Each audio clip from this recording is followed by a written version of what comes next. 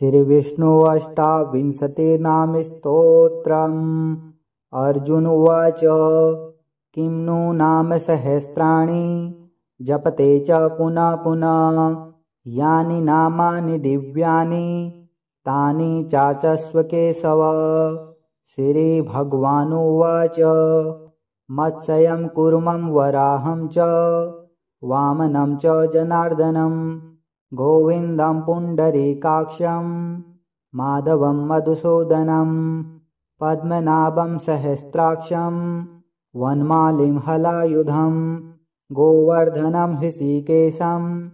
वैकुण्ठं पुरुषोत्तमं विश्वरूपं वासुदेवं रामं नारायणं हरिं दामोदरं श्रीधरं च वेदांगं गरुडध्वजम् अनन्तं कृष्णगोपालं जपतो नास्ति पातकम्। गवां कोटिप्रदानस्य अश्वमेधशतस्य च कन्यादानसहस्राणां फलं प्राप्नोति मानवः। अमायां वा पौर्णमास्यामेकादश्यां तथैव च सन्ध्याकाले स्मरे नित्यं प्रातःकाले तथैव च मध्याह्ने च जप नित्यं सर्वपापे प्रमुच्यते। मत्स्यं कूर्मं वराहं च वामनं च जनार्दनं गोविन्दं पुण्डरीकाक्षं माधवं मधुसूदनं पद्मनाभं सहस्राक्षं वनमालिं हलायुधं गोवर्धनं हृषीकेशं वैकुण्ठं पुरुषोत्तमं विश्वरूपं वासुदेवं रामं नारायणं हरिं दामोदरं श्रीधरं च वेदांगं गरुडध्वजम् अनन्तं कृष्णगोपालं जपतो नास्ति पातकम्। गवां कोटिप्रदानस्य अश्वमेधशतस्य च कन्यादानसहस्राणां फलं प्राप्नोति मानवः। अमायां वा पौर्णमास्यामेकादश्यां तथैव च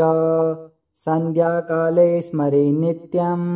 प्रातःकाले तथैव च मध्याह्ने च जप नित्यं सर्वपापे प्रमुच्यते। मत्स्यं कूर्मं वराहं च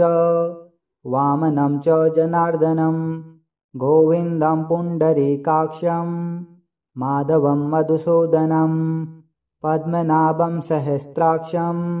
वनमालिं हलायुधं गोवर्धनं हृषीकेशं वैकुण्ठं पुरुषोत्तमं विश्वरूपं वासुदेवं रामं नारायणं हरिं दामोदरं श्रीधरं च वेदांगं गरुडध्वजम् अनन्तं कृष्णगोपालं जपतो नास्ति पातकम्। गवां कोटिप्रदानस्य अश्वमेधशतस्य च कन्यादानसहस्राणां फलं प्राप्नोति मानवः। अमायां वा पौर्णमास्यामेकादश्यां तथैव च सन्ध्याकाले स्मरे नित्यं प्रातःकाले तथैव च मध्याह्ने च जप नित्यं सर्वपापे प्रमुच्यते। मत्स्यं कूर्मं वराहं च वामनं च जनार्दनं गोविन्दं पुण्डरीकाक्षं माधवं मधुसूदनं पद्मनाभं सहस्राक्षं वनमालिं हलायुधं गोवर्धनं हृषीकेशं वैकुण्ठं पुरुषोत्तमं विश्वरूपं वासुदेवं रामं नारायणं हरिं दामोदरं श्रीधरं च वेदांगं गरुडध्वजम् अनन्तं कृष्णगोपालं जपतो नास्ति पातकम्। गवां कोटिप्रदानस्य अश्वमेधशतस्य च कन्यादानसहस्राणां फलं प्राप्नोति मानवः। अमायां वा पौर्णमास्यामेकादश्यां तथैव च सन्ध्याकाले स्मरे नित्यं प्रातःकाले तथैव च मध्याह्ने च जप नित्यं सर्वपापे प्रमुच्यते। मत्स्यं कूर्मं वराहं च वामनं च जनार्दनं गोविन्दं पुण्डरीकाक्षं माधवं मधुसूदनं पद्मनाभं सहस्राक्षं वनमालिं हलायुधं गोवर्धनं हृषीकेशं वैकुण्ठं पुरुषोत्तमं विश्वरूपं वासुदेवं रामं नारायणं हरिं दामोदरं श्रीधरं च वेदांगं गरुडध्वजम् अनन्तं कृष्णगोपालं जपतो नास्ति पातकम् गवां कोटिप्रदानस्य अश्वमेधशतस्य च कन्यादानसहस्राणां फलं प्राप्नोति मानवः अमायां वा पौर्णमास्यामेकादश्यां तथैव च सन्ध्याकाले स्मरे नित्यं प्रातःकाले तथैव च मध्याह्ने च जप नित्यं सर्वपापे प्रमुच्यते मत्स्यं कूर्मं वराहं च वामनं च जनार्दनं गोविन्दं पुण्डरीकाक्षं माधवं मधुसूदनं पद्मनाभं सहस्राक्षं वनमालिं हलायुधं गोवर्धनं हृषीकेशं वैकुण्ठं पुरुषोत्तमं विश्वरूपं वासुदेवं रामं नारायणं हरिं दामोदरं श्रीधरं च वेदांगं गरुडध्वजम् अनन्तं कृष्णगोपालं जपतो नास्ति पातकम् गवां कोटिप्रदानस्य अश्वमेधशतस्य च कन्यादानसहस्राणां फलं प्राप्नोति मानवः अमायां वा पौर्णमास्यामेकादश्यां तथैव च सन्ध्याकाले स्मरे नित्यं प्रातःकाले तथैव च मध्याह्ने च जप नित्यं सर्वपापे प्रमुच्यते मत्स्यं कूर्मं वराहं च वामनं च जनार्दनं गोविन्दं पुण्डरीकाक्षं माधवं मधुसूदनं पद्मनाभं सहस्राक्षं वनमालिं हलायुधं गोवर्धनं हृषीकेशं वैकुण्ठं पुरुषोत्तमं विश्वरूपं वासुदेवं रामं नारायणं हरिं दामोदरं श्रीधरं च वेदांगं गरुडध्वजम् अनन्तं कृष्णगोपालं जपतो नास्ति पातकम् गवां कोटिप्रदानस्य अश्वमेधशतस्य च कन्यादानसहस्राणां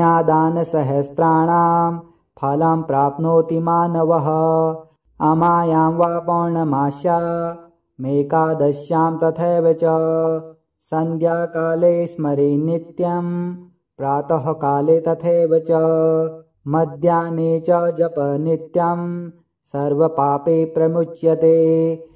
मत्स्यं कूर्मं वराहं च वामनं च जनार्दनं गोविन्दं पुण्डरीकाक्षं माधवं मधुसूदनं पद्मनाभं सहस्राक्षं वनमालिं हलायुधं गोवर्धनं हृषीकेशं वैकुण्ठं पुरुषोत्तमं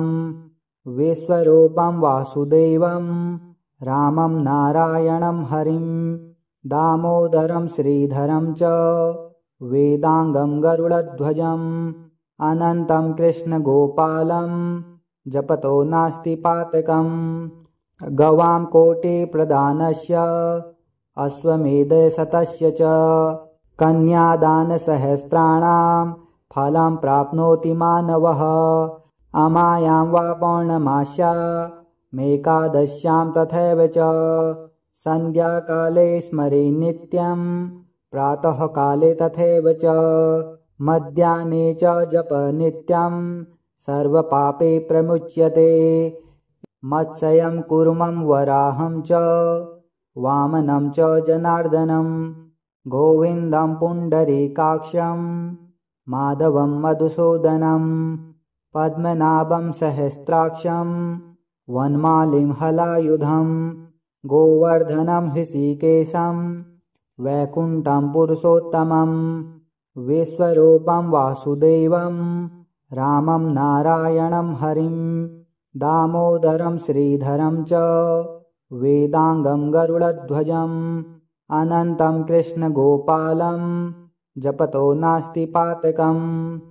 गवां कोटिप्रदानस्य अश्वमेधशतस्य च कन्यादानसहस्राणां फलं प्राप्नोति मानवः अमायां वा पौर्णमास्यामेकादश्यां तथैव च सन्ध्याकाले स्मरे नित्यं प्रातःकाले तथैव च मध्याह्ने च जप नित्यं सर्वपापे प्रमुच्यते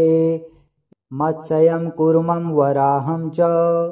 वामनं च जनार्दनं गोविन्दं पुण्डरीकाक्षं माधवं मधुसूदनं पद्मनाभं सहस्राक्षं वनमालिं हलायुधं गोवर्धनं हृषीकेशं वैकुण्ठं पुरुषोत्तमं विश्वरूपं वासुदेवं रामं नारायणं हरिं दामोदरं श्रीधरं च वेदांगं गरुडध्वजम् अनन्तं कृष्णगोपालं जपतो नास्ति पातकम् गवां कोटिप्रदानस्य अश्वमेधशतस्य च कन्यादानसहस्राणां फलं प्राप्नोति मानवः अमायां वा पौर्णमास्यामेकादश्यां तथैव च सन्ध्याकाले स्मरे नित्यं प्रातःकाले तथैव च मध्याह्ने च जप नित्यं सर्वपापे प्रमुच्यते मत्स्यं कूर्मं वराहं च वामनं च जनार्दनं गोविन्दं पुण्डरीकाक्षं माधवं मधुसूदनं पद्मनाभं सहस्राक्षं वनमालिं हलायुधं गोवर्धनं हृषीकेशं वैकुण्ठं पुरुषोत्तमं विश्वरूपं वासुदेवं रामं नारायणं हरिं दामोदरं श्रीधरं च वेदांगं गरुडध्वजम् अनन्तं कृष्णगोपालं जपतो नास्ति पातकम् गवां कोटिप्रदानस्य अश्वमेधशतस्य च कन्यादानसहस्राणां फलं प्राप्नोति मानवः अमायां वा पौर्णमास्यामेकादश्यां तथैव च सन्ध्याकाले स्मरे नित्यं प्रातःकाले तथैव च मध्याह्ने च जप नित्यं सर्वपापे प्रमुच्यते इति श्रीकृष्णार्जुनसंवादे श्रीविष्णोरष्टाविंशतिनामस्तोत्रं सम्पूर्णम्।